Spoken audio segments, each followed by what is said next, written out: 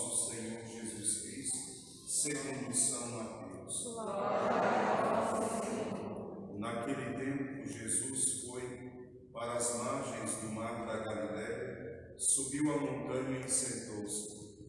Numerosas multidões aproximaram-se dele, levando consigo coxos, aleijados, cegos, mudos e muitos outros doentes.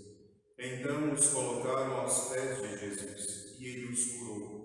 O povo ficou admirado quando viu os mudos falando, os aleijados sendo curados, os coxos andando e os cegos enxergando, e glorificaram o Deus de Israel.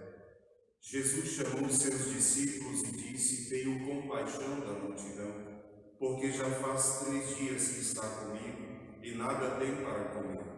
Não quero mandá-los embora com fome, para que não desmaiem pelo caminho.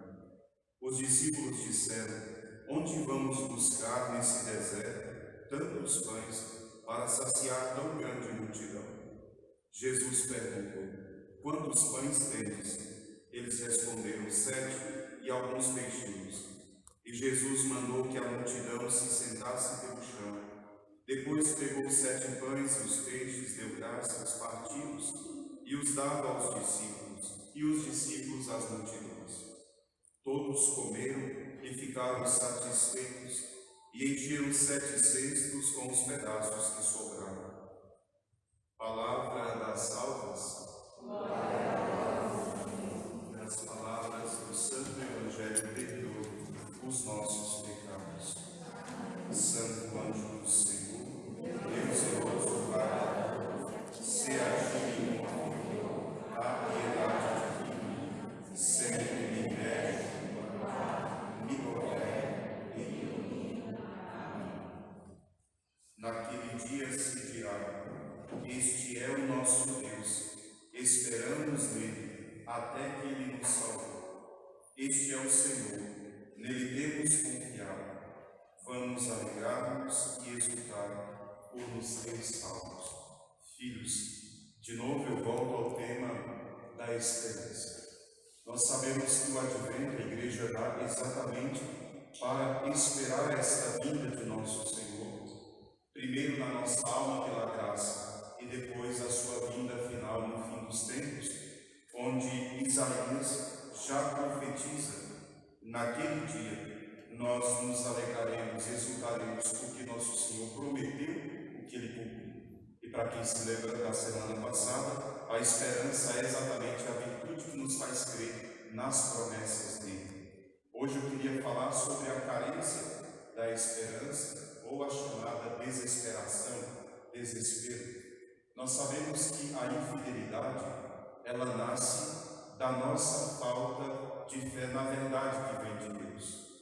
E que o ódio a Deus nasce de um coração que é contrário à bondade de Deus. Mas o desespero, como nós já dissemos outras vezes, é exatamente aquela falta de fé nas promessas de nosso Senhor, de que Ele vai cumprir aquilo que Ele prometeu, nos dando a graça de participar da alegria dele. Alguém que olha para frente e diz: eu não acredito que Deus vai me dar a graça do céu. O desespero nasce exatamente no coração dessas pessoas. Em relação a Deus, nós sabemos que a infidelidade e o ódio é um pecado grandíssimo em relação a Ele. Mas o pecado que nós cometemos contra Deus em relação a nós, que deveria ser a esperança, ele é muito mais perigoso do que a infidelidade e o ódio ao próprio Deus. Por quê? Porque pela falta de esperança, nós podemos nos encaminhar muito facilmente para uma vida de pecado. Pense em alguém que vem se confessar e diz assim: eu estava lutando contra o pecado mortal, mas caí nesse pecado. Então, já que eu tinha caído mesmo, eu perdi a esperança, enfiei minha cara na lama e caí mais 5 vezes. Eu dizia: filho, será que você não poderia ter permanecido só na primeira queda e lutado para poder não cair? Porque depois vai ser pior para você. Ter pecado uma vez é uma coisa, mas por que perder a esperança? Em cima daquele pecado, atrair outros pecados, é terrível, porque depois você vai ter que se levantar do fundo da lama. Então, São Tomás de Aquino dizia: é pior o desespero do que até a infidelidade e o ódio a Deus. Porque a infidelidade e o ódio a Deus, por uma graça, poderia mudar. Mas o desespero é um pecado contra o Espírito Santo e que pode me levar, ele diz, diretamente ao inferno.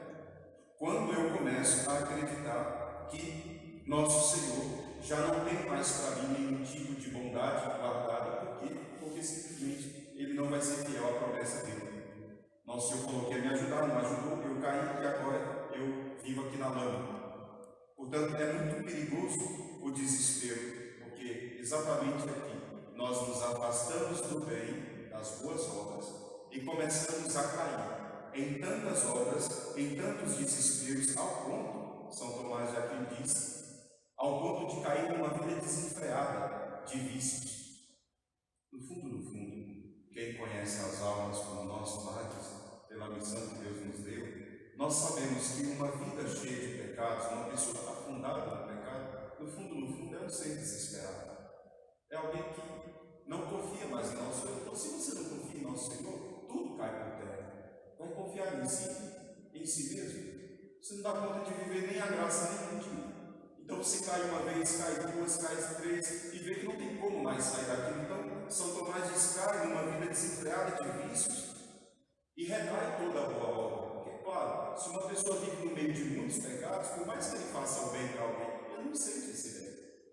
Pensa numa pessoa que vive no mundo perdido mesmo, da promiscuidade, no mundo da destruição. Ele passa no semáforo, uma pessoa pede, dá uma moedinha, ele tira a moeda e dá, mas o sentimento daquela caridade, ele não consegue colher. Ele não consegue colher os frutos da bondade que ele fez. Então, toda boa obra, nesse caso do desespero, ela não te dá os frutos que você espera. É terrível isso. O livro dos Provérbios diz: se pelo desalento, se pelo desânimo, alguém perde a esperança, no tempo da adversidade, toda a fortaleza dele desaba. Quando você perde a esperança, na primeira prova que você entra, pronto. Vem um desânimo profundo na alma, você se abate, você não dá conta, não vou vencer isso aqui, é muito difícil, eu estou cansado, e vem todo aquele sofrimento interior. Por isso o provérbio diz: perder a esperança tira também o dom da fortaleza. Depois, um autor antigo, padre da igreja, dizia: nada é mais execrável do que a falta de esperança. Que cai nela, perde a constância dos sofrimentos gerais da vida. Então, aquela pessoa que não aguenta nada. Teve um problema no trabalho, pronto. Chega em casa com sofrimento. Brigou com o marido, bem pronto, já quer separar. Aí eu digo: meu filho, uma briguinha de nada. Ai, filho, mas eu estou cansado, porque lá em casa é sempre assim, ele nunca isso, nunca aquilo. Mas no fundo, é porque você não tem a esperança. E não tendo a esperança, perde-se até a graça de lutar. Santo Isidoro dizia: quando alguém comete um pecado grave, isso gera a morte da alma. Mas quando alguém perde a esperança, ele cai direto no inferno. Porque a perda da esperança, o desespero final, é um pecado contra o Espírito Santo e não tem perdão.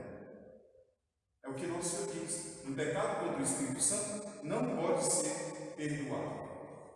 E existem duas maneiras de alguém desesperar-se de obter a bem-aventurança, a alegria do céu que nós vimos em Isaías, alegrar-nos e exultar por ter visto a Deus.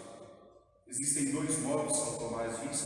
Primeiro, é porque não se considera o céu como um bem árduo. Tem gente que acha que vai conquistar o céu assim de graça. O céu se alcança, mas a Sagrada Escritura diz: ele pertence aos violentos. O céu pertence àqueles que o conquistam com ardor. Ardor é assim: Jesus, para conquistar a nossa salvação, padeceu na cruz. Nós, para conquistarmos o céu, abraçamos a nossa cruz diária. Tem gente que acha que o céu não é um bem árduo, portanto, muito facilmente perde a esperança nos combates, nas lutas. Outros, porque não creem na possibilidade de que o céu possa ser alcançado, nem por si mesmo, nem por outro. Ele olha para a vida de alguém que está na igreja, que reza, ele fala assim: essa pessoa reza mesmo. Qualquer hora ela pode cair em pecado. Pode mesmo, até o padre.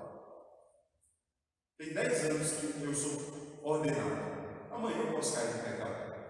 Se eu perder a minha confiança em nosso Senhor e a esperança de que é Ele que me fortalece, eu posso cair no pecado depois de ter vivido 10 anos da graça. Isso não destrói a minha vida diante de Deus. Certamente destrói a vida da graça. Mas eu animado, porque eu sei em quem eu esperei, eu luto para vencer aquele pecado, o desesperado não. Ele olha para a vida dos outros e não acredita em ninguém. Ele acha que aquela pessoa não vai muito longe. Ele olha para ele e sabe que ele não consegue sair da lama, e ele não acredita em si e nem acredita no outro. São dois modos de se desesperar. Perder a confiança de que é possível conquistar um bem, a árvore do céu, e ao mesmo tempo conseguindo pela graça de Deus. Essas pessoas, São Tomás diz, são como que adoecidos, infeccionados, ele diz. Adoecidos é uma doença que se chama, com uma palavra muito simples e fácil, preguiça. A falta de esperança é filha da preguiça. Preguiça espiritual, de lutar pelo bem árduo. O céu se conquista sim, mas com muito coração, com muita fidelidade. Então ele diz, a preguiça é o grande mal, porque esse ser humano doente pela preguiça espiritual, ele começa a cair no mundo, começa a buscar só as coisas do mundo, de modo que ele está tão entorpecido pelos bens materiais, pelos bens dos afetos, pelas paixões, que ele não consegue ver uma porta de saída. Ele fica ali, dentro daquele mundinho. Alguém está de fora, Jesus, e quem o ama diz, vem para fora, e ele não consegue sair. É uma doença que mata o desespero. Por fim, São Tomás diz, parece certo que a esperança procede da consideração dos benefícios divinos. Eu disse semana passada. Quer reavivar a esperança? Volte às promessas de Deus. Leia o livro como do profeta Isaías. Leia eles dizendo aqui, nós esperamos nele, é o nosso Deus, esperamos nele até que ele nos salvou. E nos levou nesse Monte Santo, desligou aquela cadeia que nos prendia. Eles testemunham isso com muita alegria, porque Deus foi fiel. Então, quer renovar a esperança? É preciso voltar aos benefícios de Deus. Veja o Evangelho de hoje: curas, os cegos começam a ver, os coxos começam a andar, os aleijados. Quem tem fome, nós Senhor dá o pão. Como que Deus não é bom? Como não acreditar na bondade dele? Se ele fez tanto, nós vimos semana passada, né? Portanto, o homem, mesmo sobrecarregado com as suas tristezas de cada dia, ele ainda pode sim esperar em Deus. Basta que ele olhe para a bondade de Deus. Se o homem olhasse para as suas próprias maldades, ele se desesperaria.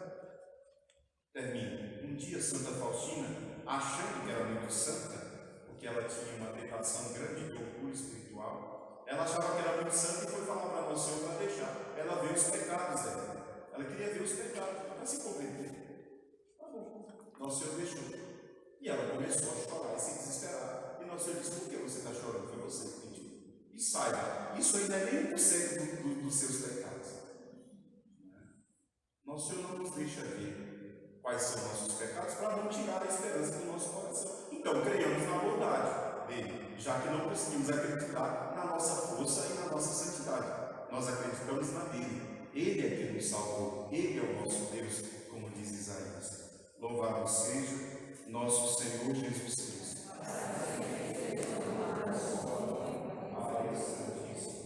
Ave Maria, cheia de graça, o Senhor é convosco. Bendita sois vós